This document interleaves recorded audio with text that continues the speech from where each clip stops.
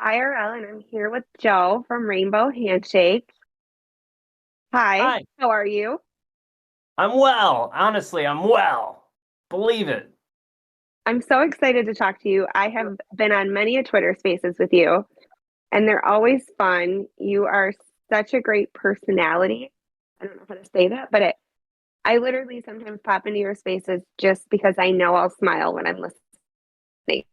It's so much fun. You get people to sing. You, not me, but you do get other people to sing. And you're really creative and you kind of explore. You've been creative. I've seen videos of you in like the 90s making pom poms. It's kind of been a lifelong thing. But for anybody who doesn't know Joe, give me how did you find yourself in the world of algorithming? In the world of Algorand, well, it's a little bit of a long story. I can try to size it down for you, but I did have a fanboy crush on Bitcoin when it first came out. You know, Max Kaiser, Ron Paul talking about the big weapon against the corruption, the corrupt government toppler. So I kind of wanted to be part of that social experiment. I didn't know much about anything in terms of being savvy about investing or anything. I just wanted to be, one of the 21 mils. So I jumped on that very early and I snagged a Bitcoin for $700. And I did nothing with it. I didn't touch it. Years went by. My wife got pregnant. It dropped down to like $200, $300. My father's like, sell it before you lose everything. And I'm like, no, I don't care if it goes bust. I just wanted to be part of the social experiment. So I held and held and held. And then it starts climbing and climbing and climbing. It went bonkers, hit that 10,000 mark. And I didn't know what to do. So I didn't do anything. And it dropped, and it sat there. And again, I just didn't care much about it. But then it started climbing and climbing and climbing again. And my cousin, who's far more savvy than me, he's like, Joe, you got to get involved in trading. So he taught me everything he knew about trading. And there I am in the bull market. And I'm like, fuck, I'm a genius. Oh my God, look at me. I'm the Wolf of Wall Street Jr. or something. Everything seems so peachy dreamy. And the size of my portfolio was blowing up. And I'm like, trading this coin and that coin. And it's like wildfire. And then COVID hit, and that was a real number that got worked on my brain because I found myself in this isolated place where I wasn't visiting my family in the States. They weren't visiting me, the friends, none of that. Zero contact. And then after the first year of COVID, I'm watching everyone else have their reunions, my wife, my family sending pictures. Look, we're together again, blah, blah, blah. And not me. I was the only one. I knew no other individual in my personal life that had that reunion of sorts. So then we go on to the 2 year plus mark, and I started getting real desperate for that connection. My cousin, he's telling me, Joe, you got to get into NFTs, get into NFTs. And I said, oh, I don't know. He's like, you got to. There's this app. It's called Clubhouse. Go on there, get it, blah, blah, blah, blah, blah. So I jump on Clubhouse to investigate NFTs.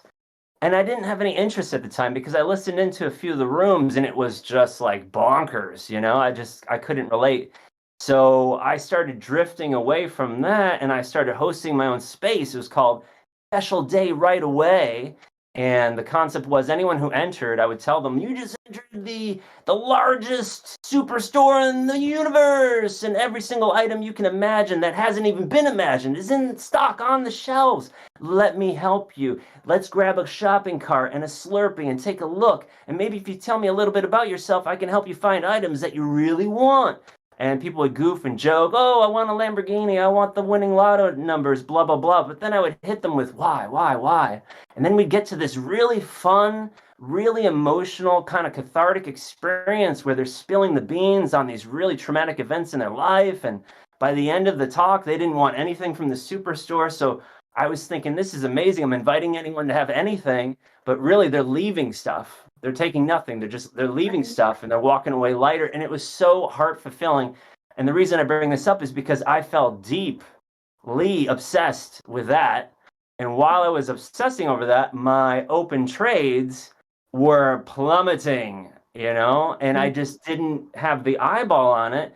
And before I knew it, I got wiped. I got completely wiped. It was one of the most awful things I've ever experienced physically, emotionally, and everything else, Yeah. because I'm a modest guy. I don't have any savings. I don't have a home. You know what I'm saying? And Mhm. that represented a lot of those kind of dreams that people have when they start a family. And all of a sudden, it just like the wind, you know? So I was devastated by that for a long time. But then finally, when I started connecting with my real family, my real friends, inbound and outbound, I started feeling better and I started coming out of this dark kind of pit I was in. So I started crawling back to crypto to see if I can maybe get back in there, you know? And I'm telling you, it gave me so much anxiety, but I stuck with it and I tried. But I felt like I can't. However, while doing that research, it was Algorand that was the most attractive coin to me because of all the different amazing tech that's involved in it. And I just thought, when I begin trading again, it will be with Algorand. So I started looking at Algorand. I started looking at accounts on Twitter. And then I noticed that, oh, okay, this NFT marketplace that I once thought was, absolutely out of my touch, bizarro world, started feeling very relatable. And I thought it was really cute and sweet, the sentiment I saw that was being shared amongst these Algorand NFT users. So I thought, you know what, this is perfect. I'm going to clean my hands, wipe them clean of crypto trading, and I'm just going to start making NFTs. That gives me a little skin in the game with crypto, but I don't have to look at the charts. I just look at the arts, you know? And that's what started it all, back in February of last year. I thought, let me just go ahead, start up a Twitter account and get close to the Algorand NFT users and see what happens. And then, of course, months later, I introduced my first NFT. And okay, so NFTs aren't the only way you're creative, though. I feel like it's important to note that you are creative in real life, you're creative on Web3, you like dance through toy stores and post it on Facebook or Twitter. Um, you're a creative soul, right? Like it's amazing and I love it. And one of the things that I started following along with you before you even had an NFT series was your Palm project. It just makes me unbelievably happy. I've added it to my bucket list per se of like projects I want to try to tackle one day. You had I'm going to call it a medium to large size palm that you made that is big enough for your kid to swing on. And it was really cool. Then you started this project about making like this really, really giant one. So tell us a little bit about that, if you don't mind. Yeah, it's a pom passion of mine. So, I teach English. I specialize in teaching children English. I've done it for 15 years. And when you teach English to a room full of 6, 7, 8 year olds who don't speak a lick of English, it doesn't get too far when you try to go MC grammar time. So instead, I just hit them with the craft hammer, and lots of glue, lots of busy scissors. And over the years, I noticed that pom poms had this incredible effect where they loved it. It was completely insignificant what age they were. It could be little bambinos, it can be teens. They loved it. So I'm there wrapping these pom poms the old school way, on the cardboard rings, cutting out the cereal boxes. And I'm walking through the hallways of the school with my pom pom accessoires. I got pom pom crowns, pom pom necklaces, And all of a sudden I notice the adults love it too. Everybody loves it. So then I start bringing in craft workshops into my adult classes, making pom poms with adults, and people coming back. Look at the pom pom I made at home, and I'm thinking there's something really magical here. I'm tapping into something really magical because it's triggering a bit of childlike wonder in these individuals who may have forgotten that they can too be creative. Adults often, when you ask, "Hey, can you draw a cat on the board?" I can't draw. Oh, yes, you can. That's how I feel. So from there, I decided, let me start making some interesting type of pom-poms. I started making them bigger and bigger. I started developing ways to make images inside the pom-poms. I started shipping them out to friends in the United States. I'm getting like lots of smiles, And then from there, I thought, you know what? The next exhibition I do, it won't be paintings, it's going to be pom-poms. So I started working that out in my head. And I made these pom-pom pieces where I strung together lines and lines of pom-poms. Kind of looks like pixel art. Put them up, had fun and success with that. So where else can I go with it? I Googled, what's the largest pom-pom, And at the time, which was about, I don't know, 10, 12 years ago, the largest pom-pom, I believe, was 3.5 feet tall. And I thought, oh, I can knock that out the water. So I went all in, and this is a teachable moment too, ladies and gentlemen, because A lot of people don't realize this. They think that I bought all that yarn. I can't afford, that much yarn. What I did is I just looked at the label on the yarn that I had been using all this time, and I Googled the company and I wrote them a letter and I explained to them how I've been making these pom-poms and they produce these smiles and we're going through tough times. Maybe you might want to sponsor the world's largest. And without a moment's hesitation, what's your address? So they sent me this incredible, huge box of yarn, and I got cracking making the world's largest pom pom about 10, 12 years ago. And then a few weeks into it, my laptop was stolen out of my classroom as I was at the playground with my children. And on that laptop was all of the video footage I had recorded making this giant pom pom for Guinness Book. So it really kind of broke my heart. But long story short, another wonderful moment. A girl who was a fan of my YouTube videos, she started a Kickstarter page and said, "Let's help Joey get a new computer." And then in 2 weeks' time, the money was there. I had the new computer in hand. My faith in human beings was restored. However, I didn't feel that same passion anymore about the pom pom because in my mind I would have to undo the work and kind of it was like a speed bump. So I put it to rest. I bagged it all up. I didn't give it much attention.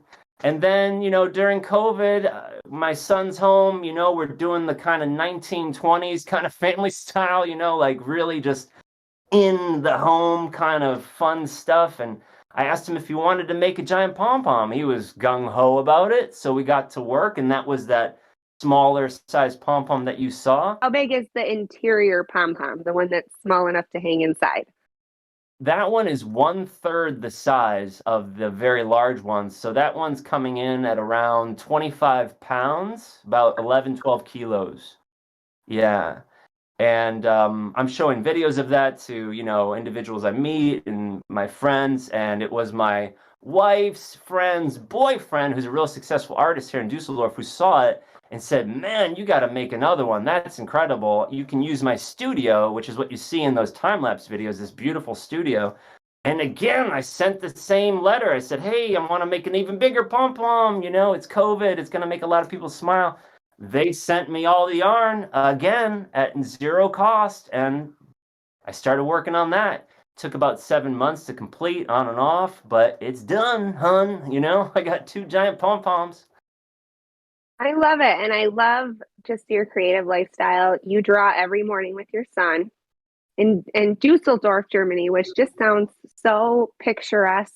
The pictures that you post occasionally. And then it leading into the pictures every morning with your son. You use the world's best crayons, and I'm now a fan of those crayons that you recommended. But that became eventually your first NFT series on Algorand, right? Yeah, basically those doodles, I've been doing that for the longest time. Gosh, you got to go back, I guess, 20 plus years. I was thinking, what can I give my family for Christmas? And I heard of this, company that printed on coffee mugs if you upload an image. So I took my doodles, I uploaded it, I added Joe loves you because coffee is also known as Joe, and my name is Joe, and I love you, the coffee loves you. And my family went bonkers, oh my God, Joe, you gotta make more of these. Oh, so it kind of excited me, and I started making more, and I was bringing them to local boutiques in Brooklyn, and they were selling them. And then I started making tote bags and some T-shirts. I got a stamp made with my doodles. I'm like hand stamping them on T-shirts. And yeah, I had a lot of fun with that. And then I moved to Germany, and Rainbow Handshake was born because I was in the school parking lot one day, and a very glum-looking dude was there, and I walked up to him and I said, "Hey, it looks like you need a rainbow handshake." And he got a big smile on his face, and that stuck with me as kind of a cool tag for what I like to do, which is, make people smile. It's kind of like a collaborative thing where, things click and you feel that childlike wonder, that reminiscence of play and, make believe and all that jazz. So yeah, the doodles have been with me a very long time, and that's where I started with Algorand with some of my doodle art. And those are called Sweethearts, right? On Algorand, the collection's called Sweethearts. Yeah. And then I've since watched you kind of, you still do the Sweethearts, but also you have a collection on Tezos, if I'm not mistaken, which is very cool. I don't want to say it's all AI because I've actually seen where you make these in real life, right? The puppets. And I have made a Muppet of myself. Maybe one day I will feel brave enough to share it. But like my husband and I are creative people.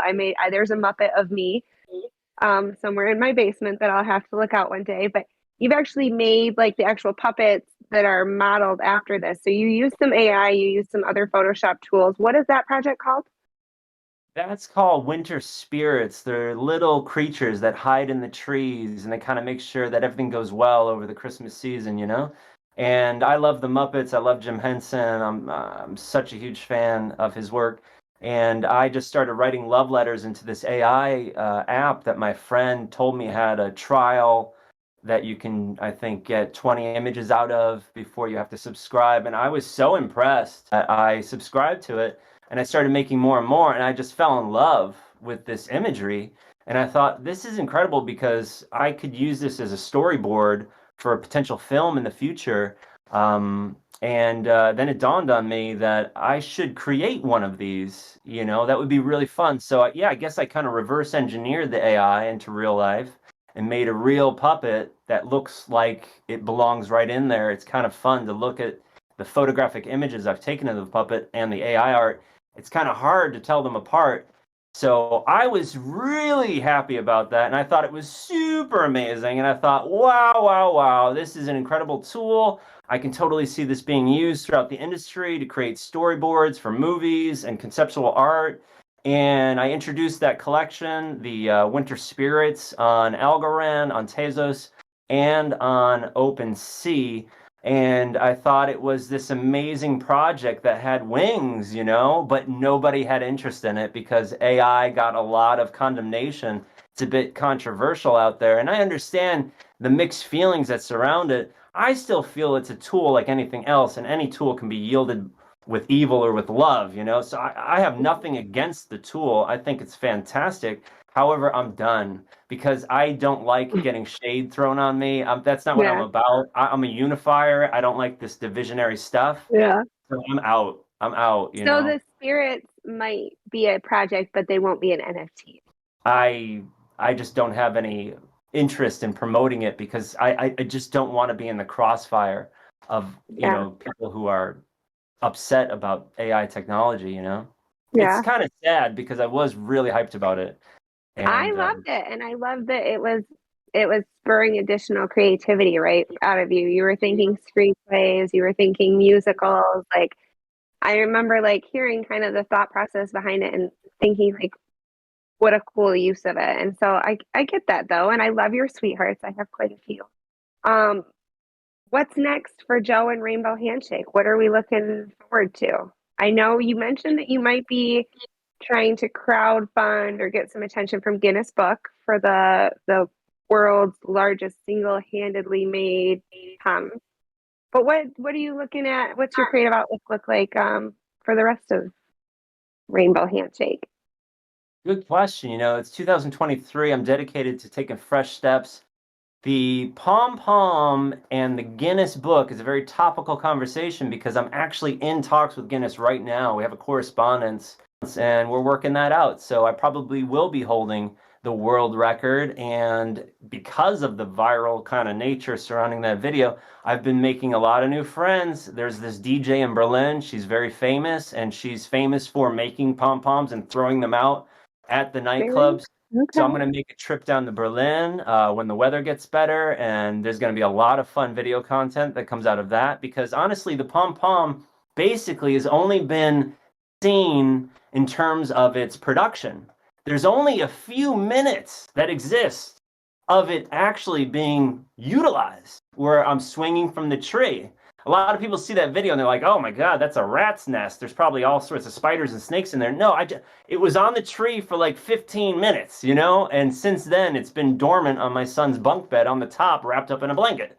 So honestly, my heart wants that to be out in the world. I want people to see it, touch it, feel it, stick their head in it, swing it, jump on it, and all that good stuff. And I just feel like there's going to be a whole lot of fun to be had with that. So that's a big part of 2023 is taking that pom pom on the road, going on tour with it. Another thing that I'm very excited about is NYC NFT. I'm super thrilled about Yay. that. Haven't been back to New York since my son was born. So there's a lot of fun there just to be there with my friends back in the city I'm from.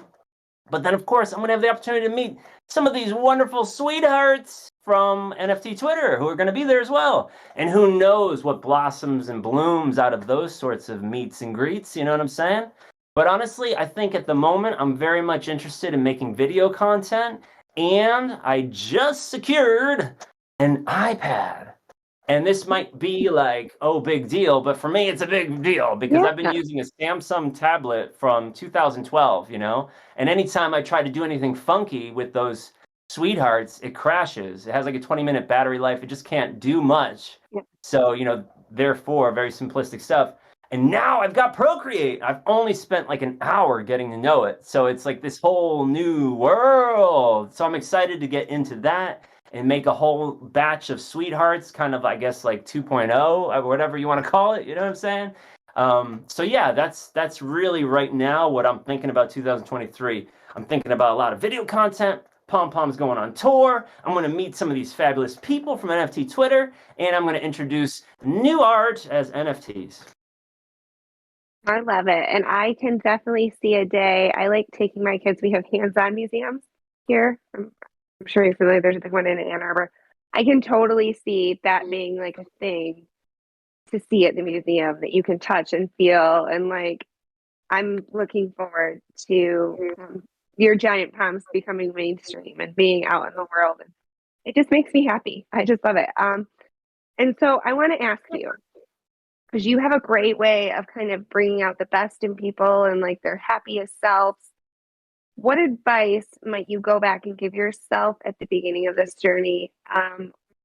Someone else that's kind of like, I want that connection, like you were saying.